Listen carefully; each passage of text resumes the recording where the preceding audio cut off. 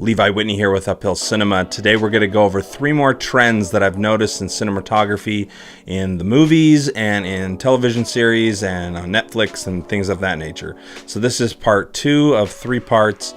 This will specifically talk about lighting and camera selection and actually kind of the direction of trends on what I think might be happening.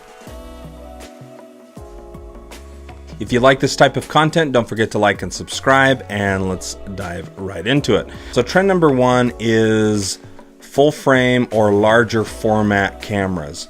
Alexa 65 has been shot on quite a bit of movies, but then that also pushed the industry to make bigger sensor cameras. It used to just be the Alexa 65. Well, now you have the Alexa 65, you have the Red Monstro, you have the Sony Venice, you have the Canon C700FF. And these are all full frame and bigger cameras. And you have the Alexa LF.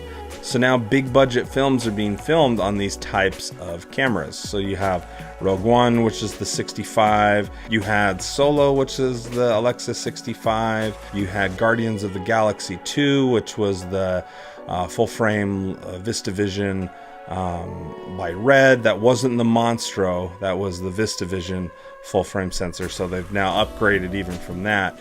But you can see, and I think we'll be seeing more trends of full frame or larger format sensors. But trend number 2 that I've noticed is ambient and practical lighting. Instead of just setting up a camera and setting up the lights for one scene, they're really lighting the area a lot more now than they used to.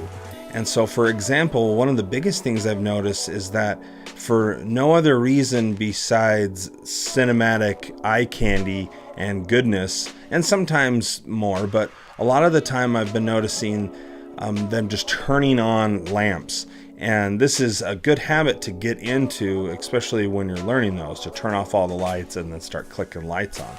But one of the things I've noticed now is they use the lamps a lot more to actually light an area and light a scene, and they'll drape a sheet or a blanket or a cloth over it, and they keep it in the shot, and it's just a part of the mood.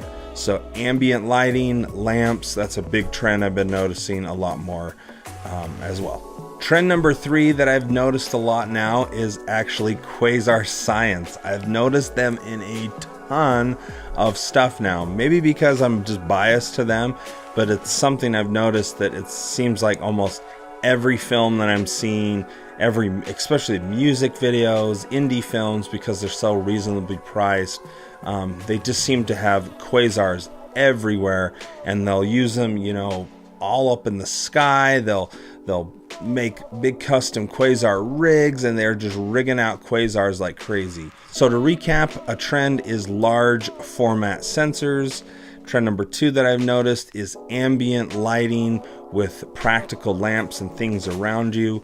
And trend number 3 is actually Quasar science. I've just noticed them more and more and more in music videos, indie films, and just a lot more in films. I feel like I'm seeing them all over now. So stay tuned for part 3. We'll kind of give me some time to kind of look over more stuff in American Cinematographer and to kind of see what's happening. But I appreciate the support, everyone. Don't forget to like and subscribe. Follow me on Instagram. It's Uphill Cinema. And yeah, feel free to ask me any questions, and stay tuned. Thanks for everything. Thanks, guys. Bye.